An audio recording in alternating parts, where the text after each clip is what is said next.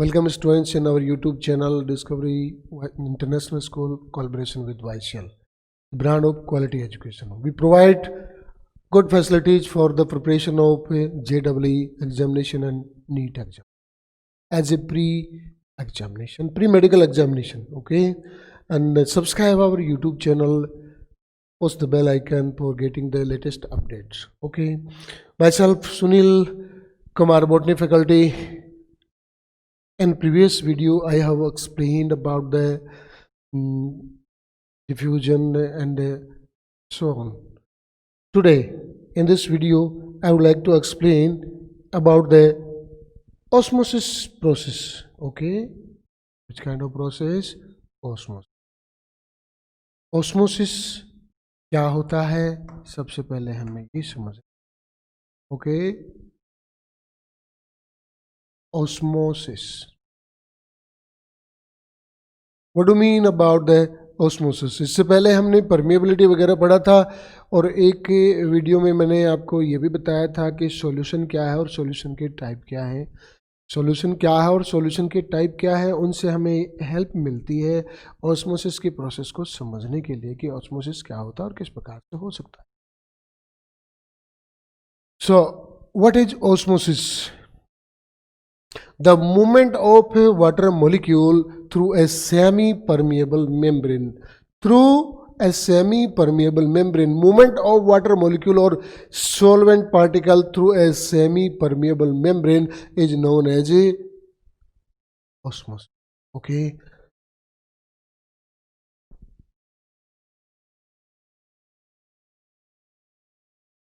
Movement of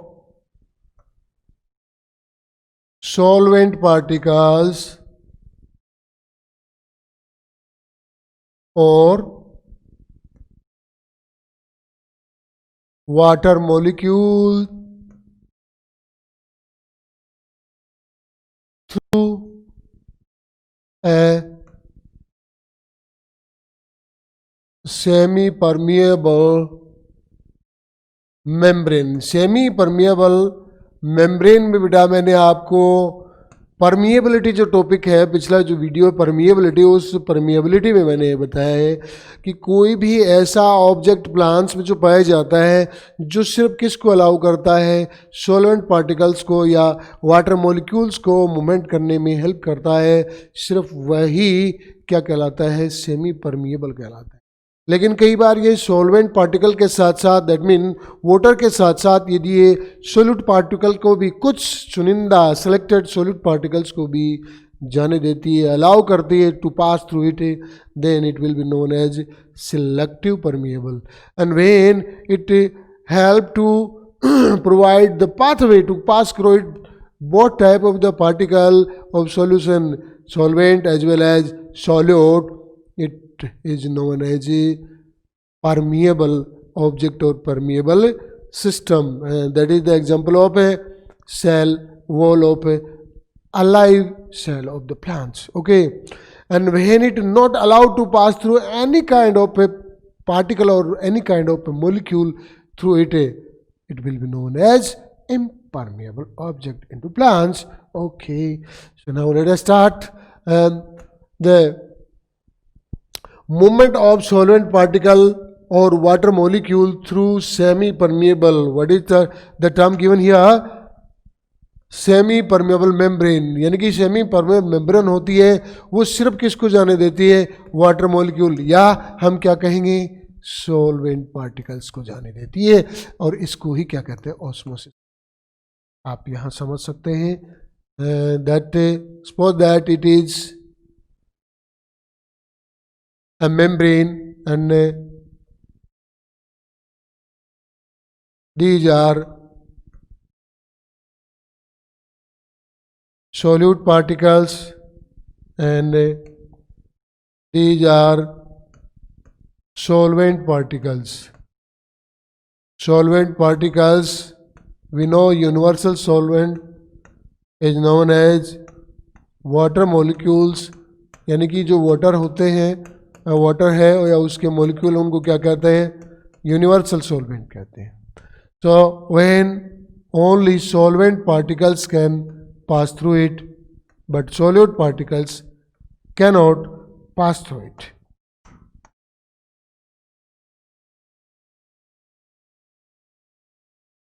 okay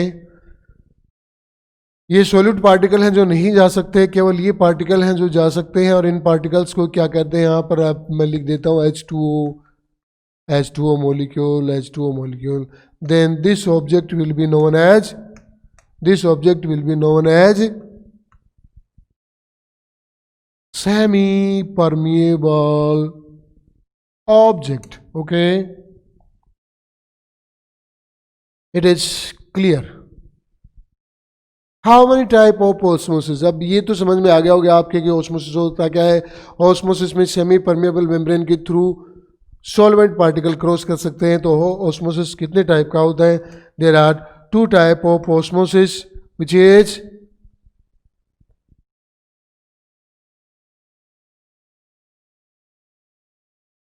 endosmosis and the second exosmosis.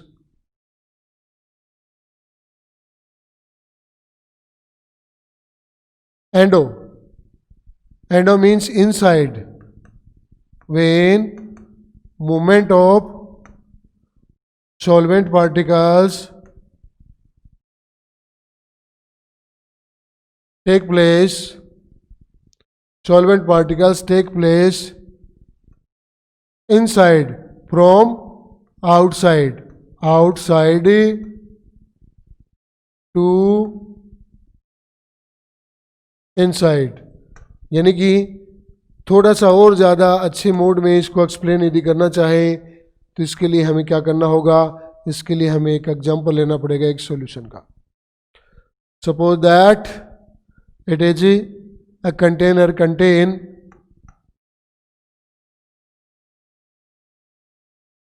a specific kind of a solution, okay, and it is hypotonic solution. कैसा होगा?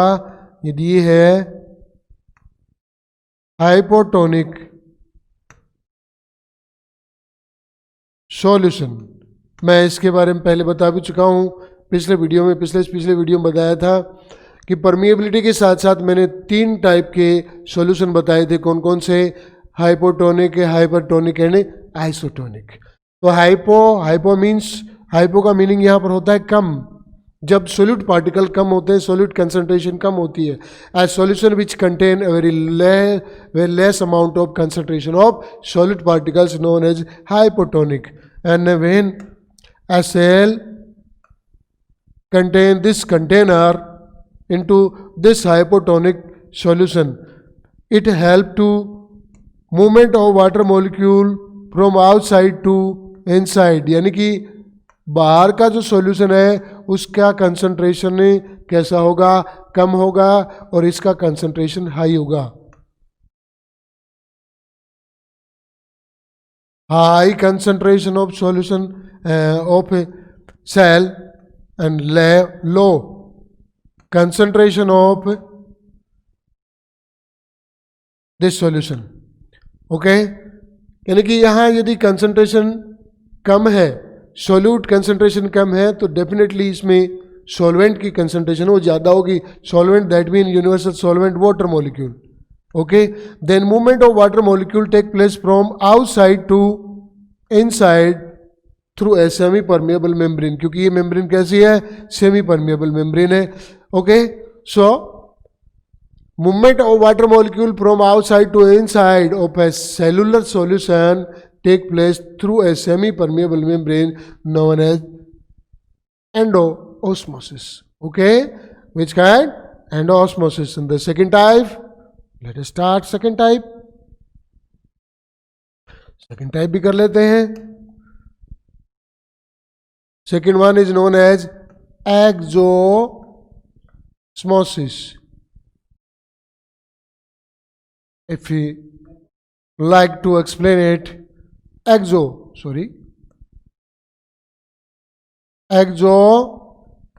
plus osmosis. osmosis process when take place inside to outside. We can now another experiment can be done by us. It is a water container contain a specific form of solution which is known as hyper solution. What is hyper solution? And into hyper solution a cell kept by us, and this cell contain hypo solution. Hypo solution यानी कि जो बाहर वाला solution है उसकी condition क्या है, concentration यदि उसकी देखें तो इसकी कंसंट्रेशन हाई है, high concentration, and low concentration, या कंसंट्रेशन किसकी बात कर रहे हैं, बिल्कुल किसी भी सॉल्यूशन की जब टोनिसिटी बताई जाती है तो उसके सॉलिड पार्टिकल्स की कंसंट्रेशन देखी जाती है. Okay, it has very less concentration of solid particles, and in this type of the solution found very high concentration. Due to high concentration of external solution, movement of water molecule take place from inside to outside of this cell. Okay, from the cellular solution to external solution, water molecules through semi-permeable membrane, it is known as exoosmosis. Exo means outside, बाहर की तरफ osmosis होता है, अंदर से बाहर की ओर जो ओस्मोसिस होता है उसको क्या कहते हैं, एक्जो ओस्मोसिस. ओके, तो ये तो है ओस्मोसिस. अब ओस्मोसिस के कारण आप ये जानते हैं कि बहुत सारे काम होते हैं.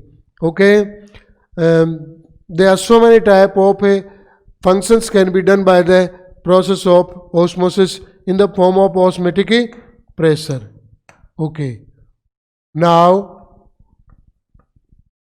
osmotic pressure, that is known as OP, जिसको और क्या कहते हैं, OP भी कहते हैं. Okay, what is the OP, osmotic pressure?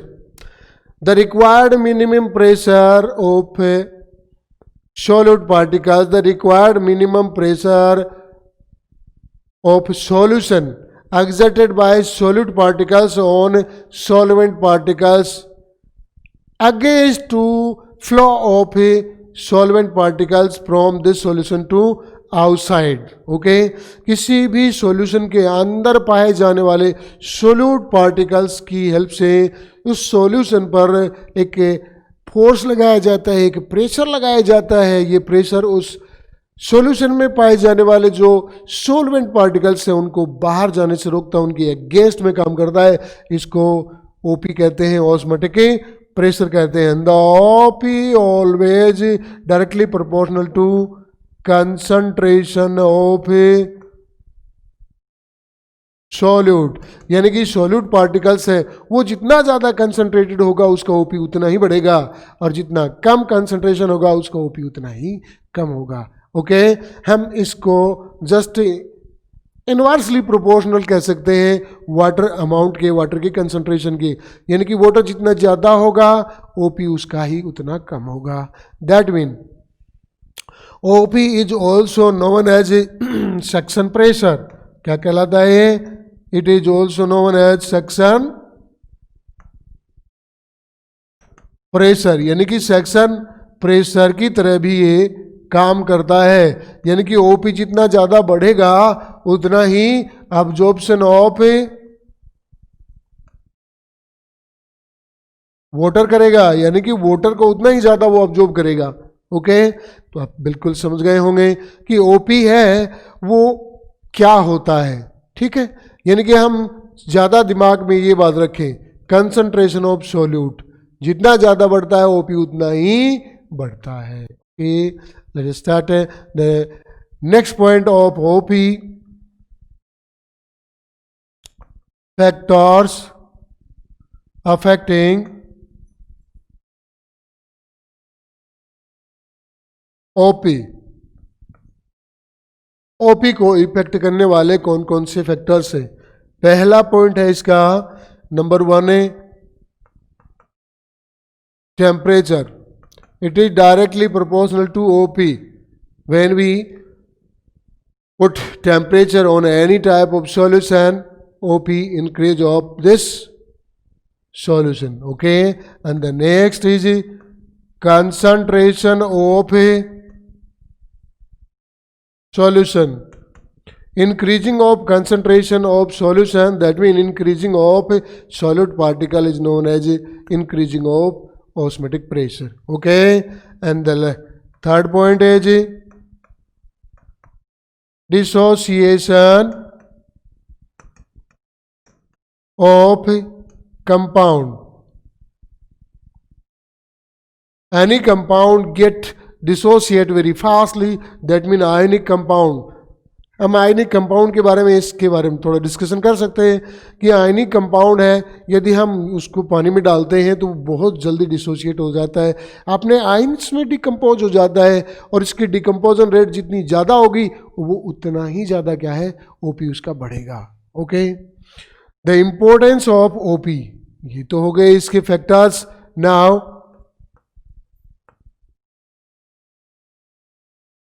Importance of OP. OP के इम्पोर्टेंस क्या है, तो ये भी बात हमें समझना बहुत ज़रूरी है कि किसी एक प्लांट में सबसे पहली बात होती है absorption of water. Okay, absorption of water take place by the help of root hair, and root hair has very high osmotic pressure then water solution. This process help to absorption of the water from the soil. क्योंकि soil का जो OP है वो कम है, और जो root के साथ साथ छोटे छोटे हेयर लाइक स्ट्रक्चर्स होती है, रूट हेयर का जो प्रेशर होता है वो ज़्यादा होता है, इसलिए वहाँ से वहाँ, यानी कि movement of water molecule always take place from lower osmotic pressure to higher osmotic pressure. Okay, तो पहला होता है absorption of water into root by the help of rooty hairs. Next, transportation of a water from one cell to another cell, यानी कि एक cell से अगली cell में जो वाटर का ट्रांसपोर्टेशन होता है वो भी इसी की हेल्प से होता है. Okay, opening and closing of stomata. Stomata you know very well. Stomata help to gaseous exchange into plants and also into transpiration process. There are two very important processes take place by the help of stomata, and this opening and closing of stomata also directly put the effect on this process, the rate of transpiration and rate of gaseous exchange. Okay, so both of the process, transpiration and opening and closing of stomata, are regulated by osmotic pressure. Okay, the next, transpiration. Next,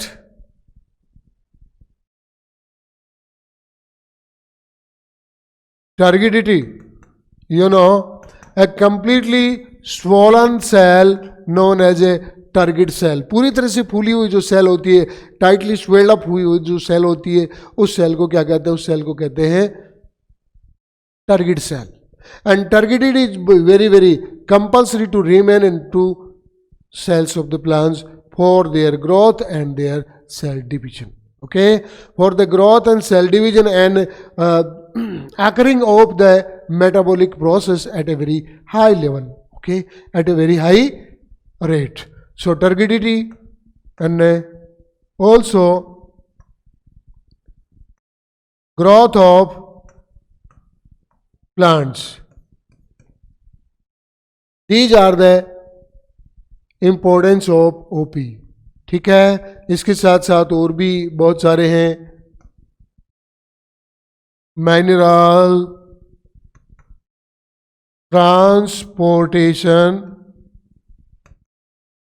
mineral transportation after absorption of minerals. absorption भी इसी की process से होता है, क्योंकि मैं आपको यहाँ पर बताऊंगा कुछ है कि ओपी की कंडीशंस, ओपी की कंडीशंस मान लीजिए, ऑस्मोटिक प्रेशर की कंडीशंस मान लीजिए, या फिर उसकी अमाउंट मान लीजिए। तो यहाँ स्टार पॉइंट्स बता रहा हूँ आपको मैं कुछ, और वो कौन कौन से हैं देखिए। सबसे ऊपर की top leaf has highest OP, लगभग 10 atmosphere.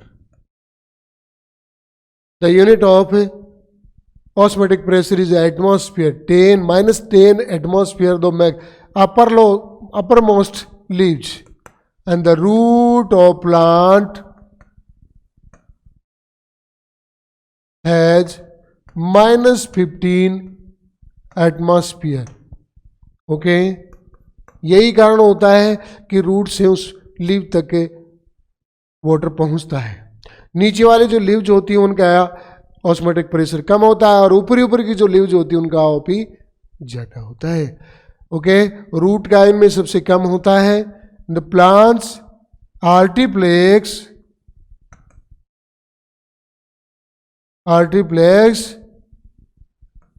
कन्फर्टिओलिया has 202.5 atm, the maximum into plant kingdom osmotic pressure.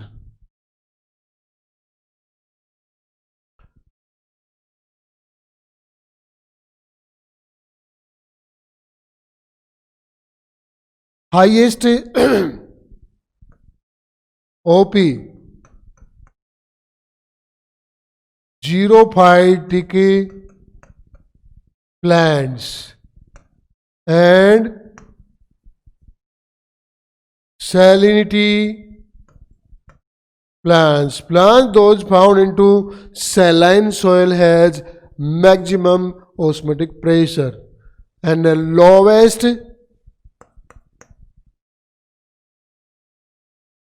lowest OP found in a fresh water plant, aquatic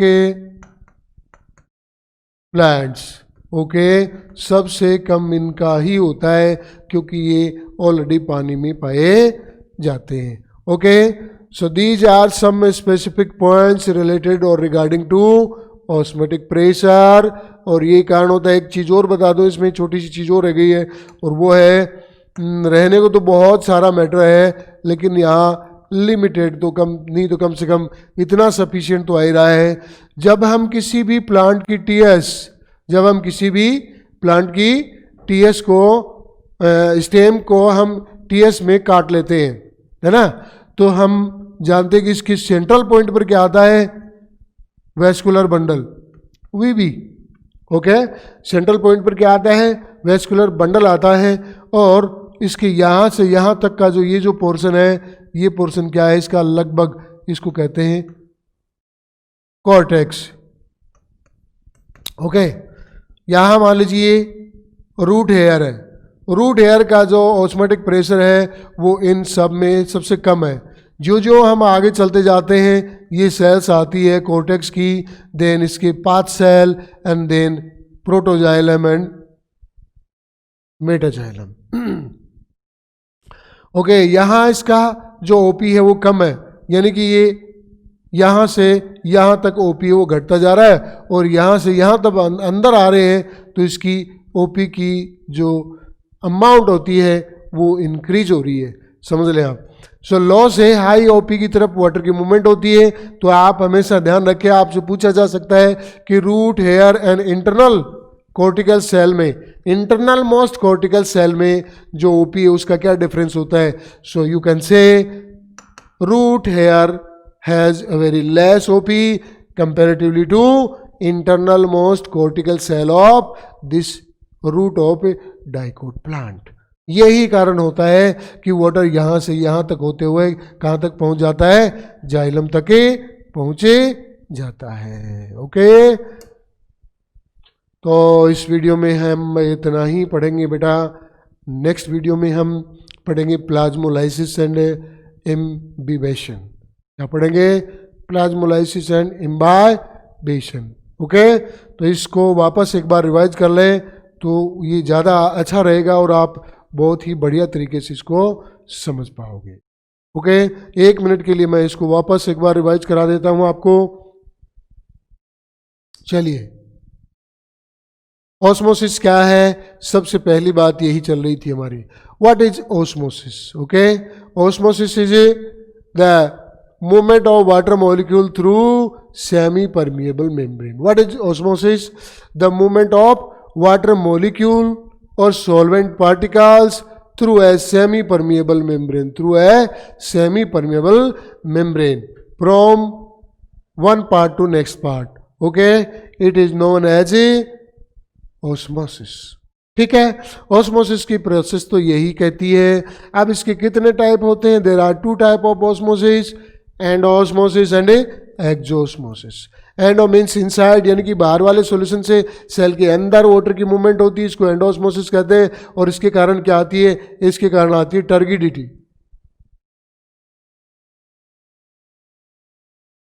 यानी कि जो ढीली ढाली सेल होती है वो किस फॉर्म में चेंज हो जाती है?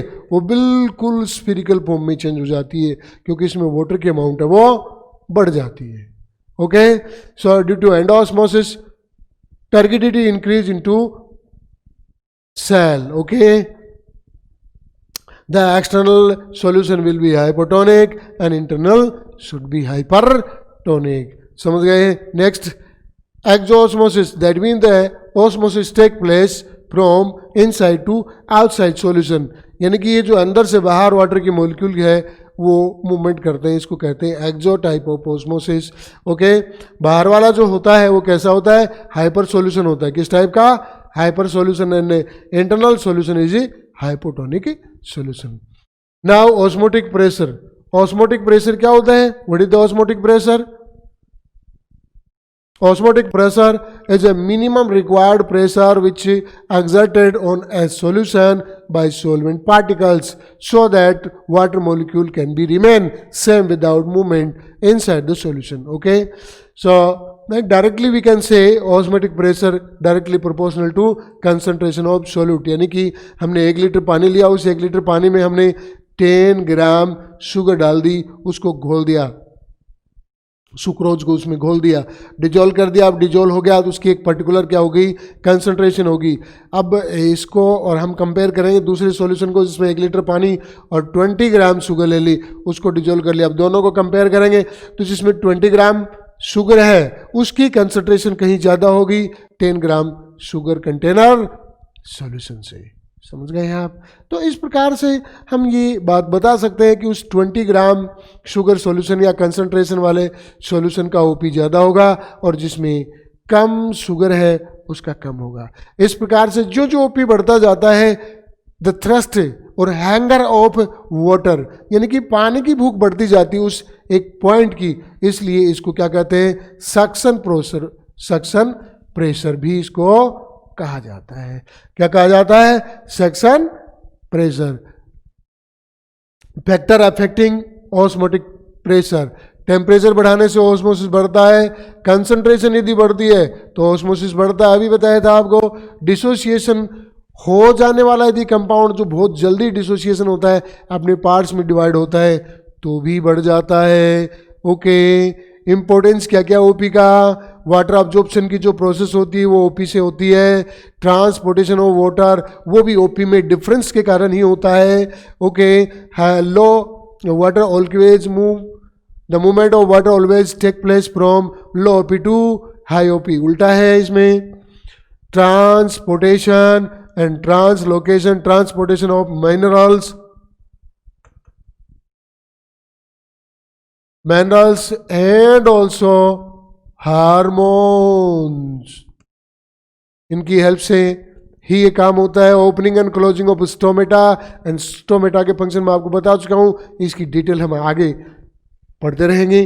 टर्गिडिटी, maintaining of turgidity is very very compulsory into plants cells. Growth of plants, you know, जब टर्गिडिटी बढ़ेगी तो प्लांट्स की सेल है वो फुली टाइट रहेगी, उसमें वाटर कंटेनर्स ज़्यादा होता है, वाटर कंस्टेंट ज़्यादा होते हैं, जिसके कारण मेटाबॉलिक प्रोसेस इजीली होती है। और जो मेटाबॉलिक प्रोसेस की रेट ज़्यादा होती है वो सेल उतनी ही ज़्यादा डिवाइडिंग नेचर में होती है और ग्रोथ ज़्यादा होती है।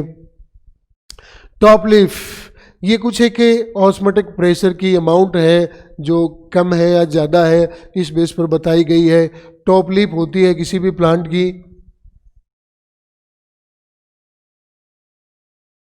इस प्लांट की ये जो पॉइंट है ये सबसे ज़्यादा टॉप पॉइंट का है, और यहाँ की जो लीफ होती है उसका ओपी सबसे ज़्यादा होता है। और ये अर्थ सरफेस के बाद है इसकी root system.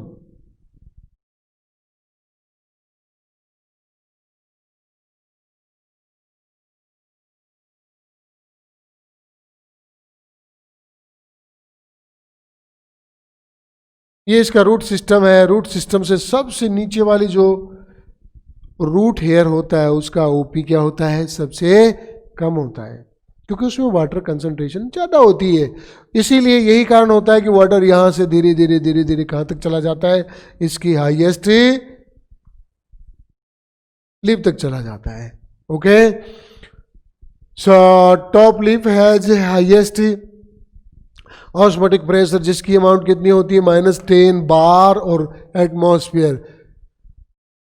Root of plants has very less amount than top leaf, -15 atmosphere. Atriplex confertifolia एक प्लांट है जिसकी सबसे ज़्यादा कितना होता है, 202.5 एटमॉस्फेयर इसकी वैल्यू होती है। हाईएस्ट ओपी जीरोफाइट प्लांट का होता है, या फिर जो साल्टी सोयल में रहते हैं या ग्रोवन होते हैं उनमें होता है। Lowest OP aquatic fresh water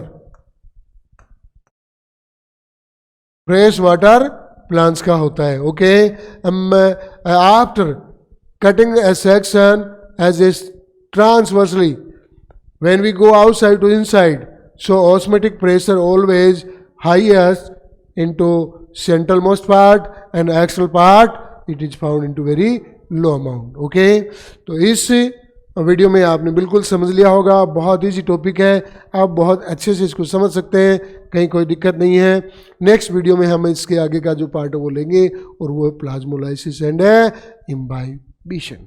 okay, पढ़ते रहिए, समझते रहिए, be careful, take care and remain with our YouTube channel as a connectivity form. Okay, you will get new notification. Bye.